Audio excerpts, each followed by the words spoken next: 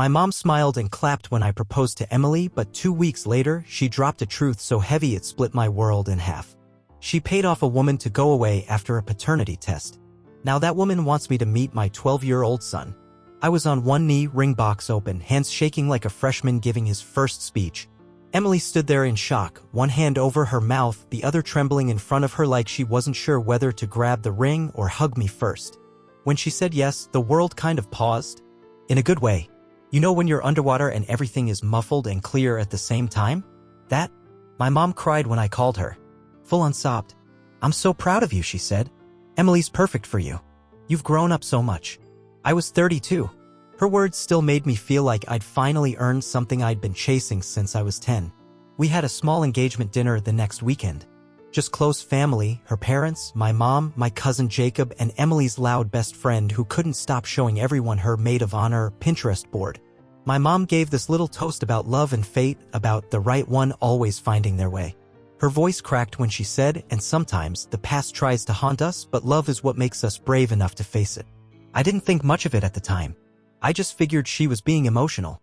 She always got poetic with a few glasses of wine.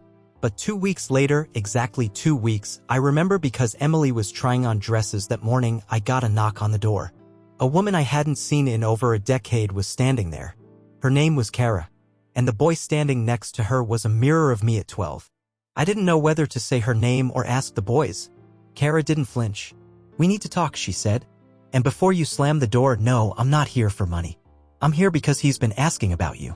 Because he's smart and because he found an old photo I didn't mean for him to find. I told him you were away. That you didn't know." I stood there like an idiot. Like if I didn't blink, maybe none of this would be real. But it was. The boy's name was Jordan. And according to Kara, he was my son. And that's when I called my mom. Let me rewind a bit. Kara and I were a thing briefly right after college. It was messy. I had just gotten dumped. She was fun, a little wild, a little mysterious, and we clicked in that late-night bar kitchen table kind of way. We weren't serious, but we weren't not serious. She said she was on birth control. I believed her. We split up after a few months. She ghosted me, actually. I remember trying to call her and getting nothing. One text, "Please don't." That was it. I figured I'd been a jerk without realizing it. Moved on. Forgot. But apparently she hadn't ghosted me. She'd been paid off. Because when I called my mom, furious, stammering, terrified, all she said was, "I was hoping this would never happen. I did it to protect you." I thought I misheard. "You what?" She sighed like she had been keeping a beach ball underwater for 12 years and finally let go. She came to me. She said she was pregnant. She had the test done. I saw the results. I paid her to go. I thought I was doing the right thing. "You were barely 21. You weren't ready." I didn't say anything. I couldn't. "She was going to ruin your future," my mom added, like that made it noble. "She's not a scandal, Mom," I said. "She's a person. And he's my son." I ended the call. I sat on the couch. And I stared at the ring box still on the shelf, the one Emily loved so much, the one I had agonized over choosing. There's a 12-year-old out there who looks like me, who's been told I didn't want him. Who just found out I exist. And my mom knew. For 12 years, she knew. I met Jordan the next day. Kara had texted me an address, a park halfway between where she lived and my apartment. I barely slept the night before. Emily thought it was just nerves about wedding planning. I let her believe that. I couldn't break her heart yet, not before I understood what the hell was happening. I got there early. Too early. I sat on the same bench for 40 minutes with a coffee I didn't drink, watching the entrance like I was waiting for a ghost. When they showed up, my breath caught. He was tall for 12. Lean, messy brown hair, same jawline, same nervous posture I had when I was a kid and got called on in class. His hands were in his hoodie pocket, but his eyes were sharp, watching everything. Kara gave me a small nod, then stepped back, sitting at a nearby picnic table with her phone, pretending to scroll. I stood. "Hey," I said. He looked at me for a long second. Then he nodded back. "Hi." I didn't know what to say. How do you talk to someone who should have been calling you dad for over a decade? We sat. "Your name's Jordan?" I asked. "Yeah. I'm Alex." "I know." He didn't smile. Just looked down at his shoes. I cleared my throat. "Listen, I know this is weird. I only just found out about you." He looked up, and for the first time I saw it, the hurt behind his eyes. "Did you really not know? Or did you just not want to know?" His voice wasn't angry.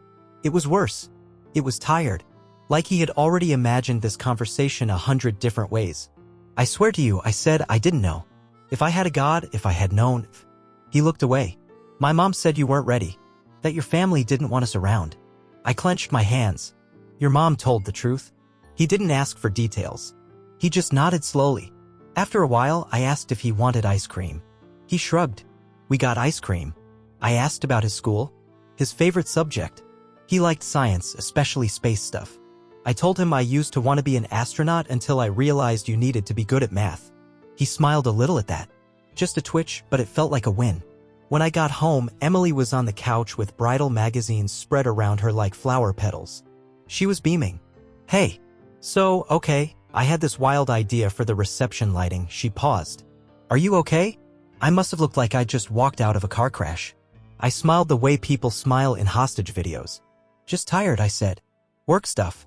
I kissed her forehead, went to the bedroom and shut the door. Then I texted my mom, we're going to talk. Face to face. She called instead. Alex, I didn't mean. No, I snapped. You don't get to mean anything. You lied. You robbed me. You took a human being out of my life. I was trying to protect you. From what? Responsibility? From being a father? From having to grow the hell up? You were 21. She was a mess. Her family. I cut her off.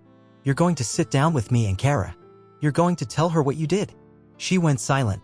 I'm not asking, I added. When I hung up, my phone buzzed again. This time, it was Kara. She had sent a photo. Jordan, holding a telescope box. Big grin on his face. He saved up for it. Took him 3 months. Maybe one day you can help him use it. I didn't cry. I just stared at the photo until my screen dimmed. That weekend, we met at Kara's place. Mom showed up dressed like she was going to court. Kara let her in, didn't offer her anything to drink. I sat between them on the couch like a translator in a hostage negotiation. Kara, Mom began, her voice already trembling. I want to say. I'm sorry. No, Kara said. You don't get to say that yet. Tell him what you did. Exactly. Mom looked at me. I paid her $10,000. I told her to leave the city. I said if she ever contacted you, it would ruin everything. I swallowed. What did you say when she showed you the test? Mom stared at her lap. That it wasn't your fault. That you were too young. That she had to let you go. And then you handed her a check. Yes. Kara sat up straighter. You told me to disappear. You said he has a future. Don't ruin it for him. Mom's voice cracked. I thought I was doing the right thing. You were protecting yourself, I said.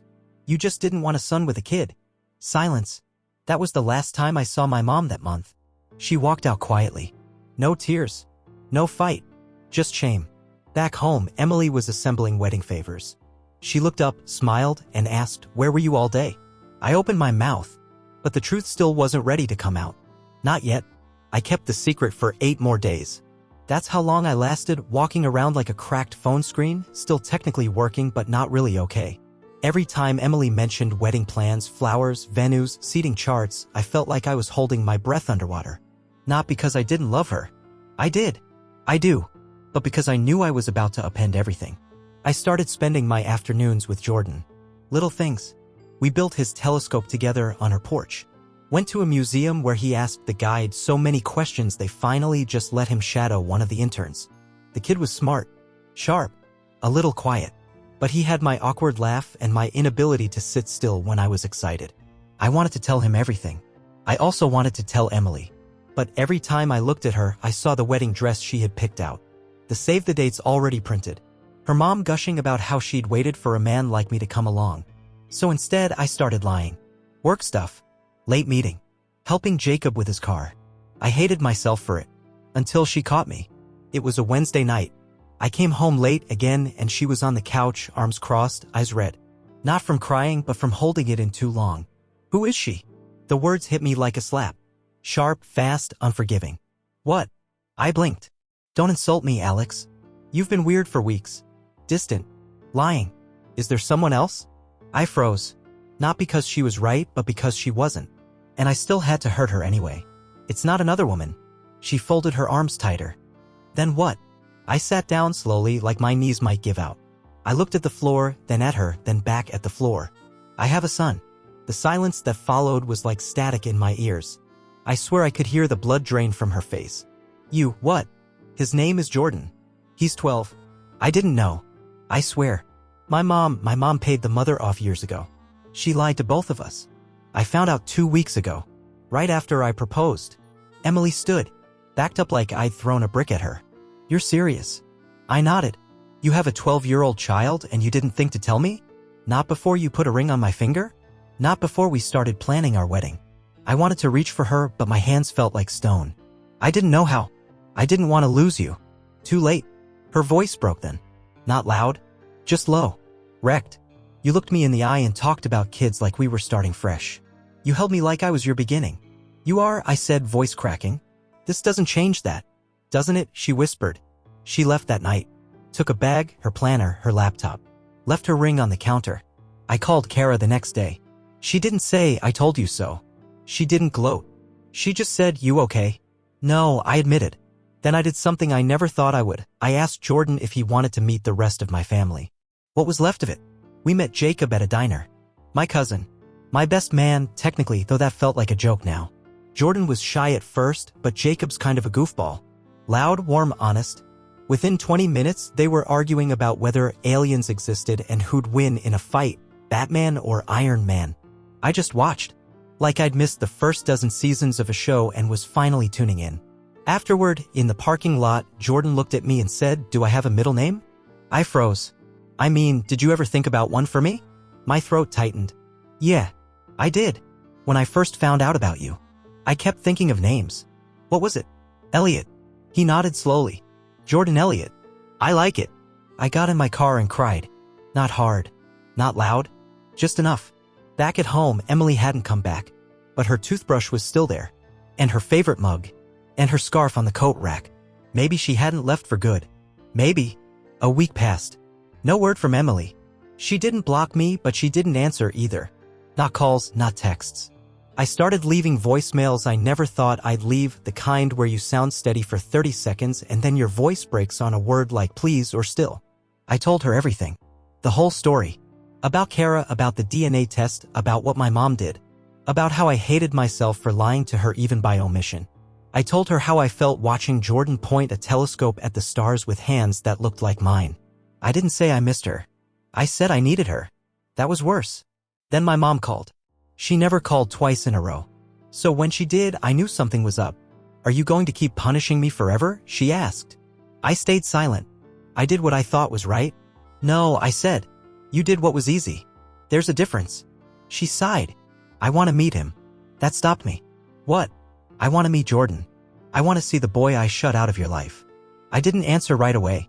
She added, I'm not asking to fix it. I know I can't, but I want to try. I called Kara. She hesitated. I don't want her near him if she's going to make this about her, she said. He's not some guilt sponge. She won't, I said, though I wasn't sure. Kara finally agreed. We met at the park again. Same bench. Jordan sat next to me, munching on trail mix, looking suspiciously at the woman who once paid to keep him a secret. My mom approached like someone walking into church with no faith left, slow, quiet, guilty. Hi, she said. Jordan looked at her, then at me. This is your grandmother, I said. He nodded once. Hi. My mom crouched in front of him, not touching, not too close. You look like your dad, she said. I used to say that about him too. Jordan didn't reply. Just kept eating trail mix. She smiled sadly. I owe you an apology. Not just one. A million. He looked at her. Did you not want me to exist? I flinched. Mom's lip trembled. I didn't want your dad to have a life he wasn't ready for. I thought I was protecting him. But what I really did was steal something beautiful from both of you. Jordan blinked a few times. Okay. Just that. Not forgiveness. Not anger. Just okay. He stood up. Can we go now? I'm tired. Kara nodded. I walked them to the car. Mom stayed behind. She doesn't get to be grandma yet, I said before leaving. I know, she replied, her eyes still on the empty bench. But I'd like to try earning it. That night, I found Emily's scarf on the couch. I held it for a long time. It still smelled like her shampoo. I sat down and wrote her a letter, not a text, not an email, a real letter. I told her what happened at the park. How Jordan asked if he could call me dad someday. Not yet, but someday. How my mom finally understood what she'd broken. How I'd been wearing the ring she returned on a chain under my shirt. Not to pressure her, just to remember the feeling of giving it to her. How sorry I was, not just for what I kept from her, but for not trusting our love enough to believe she could handle it. I dropped the letter off at her sister's place. Didn't wait for a reply. The next morning, I woke up to a text from Emily. Just one line. Meet me at the pier. 6 p.m. I got there early again. I'm always early now. Like if I wait long enough, maybe I can stop people from leaving before they mean to. She was already there. Hair tied up, no makeup, wearing the hoodie she used to steal from me in winter. She didn't speak at first, just stared at the water. Finally, she said, "I read your letter." I nodded. "You were right to be scared. I would have been too." She turned to me. "I'm not mad about Jordan." That caught me off guard. "You're not." "I'm mad you didn't let me help you." Silence. Then she stepped closer. "You kept it all inside because you thought love had limits. But I chose you for the mess, not the perfect." My throat burned. "And now there's a kid out there with your eyes and your nervous hands," she whispered. "And I want to meet him. Not because I'm ready to be a stepmom or anything dramatic, but because he's yours. And I love you." I didn't cry, but I wanted to. I kissed her forehead and whispered, "I'll never lie to you again, even if it breaks me." She smiled. "Good, because I'm going to ask a lot of questions." We walked back to the car holding hands. For the first time in weeks, the world felt aligned, not fixed, but finally honest. We waited a week before making it official with Jordan. I wanted him to have time. Emily wanted to be sure. Kara, God bless her patience, wanted to see if we were serious about this, about him, about us, so we took it slow. It started with a walk. A sunny Saturday at the Arboretum. Emily brought snacks. Jordan brought his telescope manual. He was still trying to understand the equatorial mount settings. And I brought this nervous energy that I couldn't shake. When I introduced them, Jordan said, "You're the fiancé, right?" Like he was asking if she was the one who ordered the wrong pizza. Emily smiled. "That's me." He studied her like he was forming a hypothesis. "You're prettier than I imagined," he said flatly. "No offense, Dad." Emily laughed. "None taken." That cracked him. He smiled, for real this time. They talked about the telescope for a bit. Then Marvel movies. Then dogs versus cats. Jordan thought cats were selfish. Emily disagreed. I just watched them go back and forth, volleying opinions like they'd known each other longer than 15 minutes. It wasn't perfect. It was new, but it was right. Later, back at the apartment, Emily sat me down. "We need to talk about the wedding," she said. My chest tightened. "We don't have to call it off," she added quickly. "But we do need to pause." I nodded. "I figured. We've got this whole new life forming now. Jordan, he's not a footnote, Alex. He's a chapter. I know. And I want to be in it. All the way. But I'm not going to pretend I don't need time to reimagine what that looks like." I reached for her hand. "Take all the time you need. I'm not going anywhere." She smiled, but her eyes were serious. "And your mom?" I sighed. "She's trying. I don't know if she's doing it for him or for herself, but she's showing up. She doesn't get to play victim in this story." "No," I said. "She doesn't." We sat in silence for a while. Then she asked, "Does Jordan know about the wedding? About us?" I shook my head. "Not yet." "Then let's tell him. But not as a fairy tale. As real people with real problems trying to build something honest." So we did. We took him out for pizza that Friday night. His favorite place. A hole-in-the-wall joint with duct-taped booths and the best garlic knots in the state. Halfway through his second slice, I said, "Jordan, can we talk about something kind of big?" He wiped his hands on a napkin. "You're not dying, are you?" "No, God, no." I laughed. "It's about Emily." He looked at her, then back at me. I took a breath. "Emily and I are engaged, but we're taking things slow. And we want you to be part of all of it. Not a side story. Part of the main story." He stared at the pizza for a long moment. Then he said, "Does this mean I get to be in the wedding?" Emily blinked. "If you want. Can I wear a suit?" "You can wear whatever you want." He nodded. "Even a cape?" Emily smiled. "Absolutely." Then, quietly, he asked, "Can I call you Emily? Or Do you want me to call you something else? She reached across the table. Whatever makes you comfortable, kiddo. Start there. He thought about it. Emily's fine. For now. That night, I tucked him in on Kara's couch. He had fallen asleep watching The Martian, clutching a toy space shuttle he'd brought from his room. I looked at Kara. She looked tired, but not angry. I never thought this would happen, she said. You. Him. Her. Neither did I. She leaned on the doorway. You know, for a long time I hated you. Not even because you left, but because you didn't even know you'd left. That kind of ignorance, it's a luxury. I know, I whispered. And I'm sorry. She nodded. You're here now. That's something. Emily and I drove home in silence. Not awkward silence. Just full. Before she got out, she turned to me. I think he likes me. I smiled. I know he does. And you. I love you, I said. She looked away for a second like she wasn't sure if she wanted to believe me yet. Then she leaned in and kissed my cheek. Good, she said. Because I'm in this now. No going back. 3 months later, everything looked different. Not dramatically, our apartment still had the same wobbly coffee table and the same weird creak in the bedroom door, but we had changed. Our lives had expanded like an old map with new borders penciled in. Jordan came over every other weekend and once during the week. Emily made space for him without ever making him feel like an intrusion. And I was learning to be something I had never prepared for. A father. It came in moments, not declarations. Helping with his science project on eclipses. Watching him beat me brutally at Mario Kart. Teaching him how to fold laundry only to find my t-shirts crumpled like paper balls in his backpack 3 days later. Every time I dropped him off at Kara's, he asked, "Are you coming back Friday?" Every time I said yes. And every time he smiled. Emily started keeping a drawer of snacks just for him. She called it the Jordan Zone. He hated the name. She kept using it. They had their own dynamic now, eye rolls, inside jokes, sarcastic debates over whether Pluto should still count as a planet.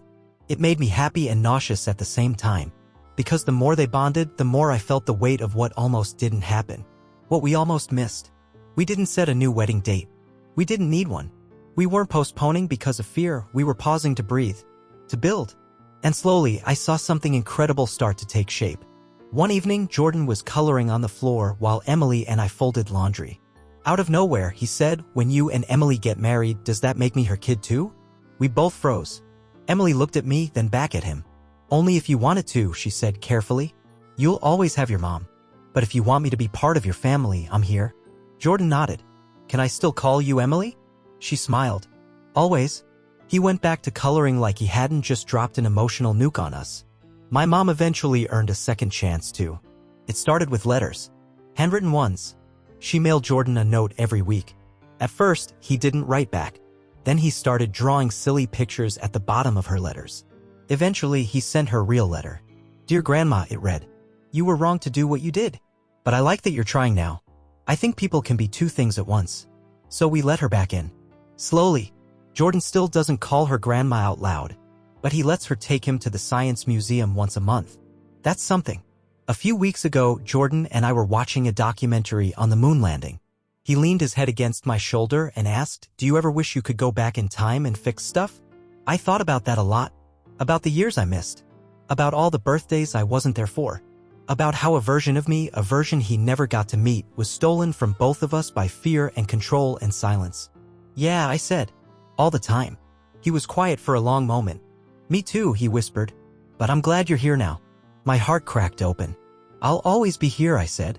"That's a promise." Emily and I haven't picked a new wedding date yet. We're waiting for the moment that feels right, not the one on the calendar, but the one in the heart.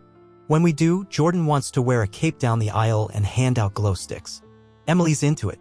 She says weddings should reflect real life, and our real life is kind of weird and kind of wonderful and nothing like the one she imagined. But it's ours. And I wouldn't trade it for anything. Final note, I proposed to the love of my life thinking the past was dead and buried. My mom knew better. She buried it herself. Now, I'm engaged to an extraordinary woman. I have a brilliant, awkward, beautiful 12-year-old son. And I have a life I never saw coming. But I know one thing for sure. Some stories don't begin with "once upon a time." Sometimes they begin with "we need to talk." And that can be the start of everything.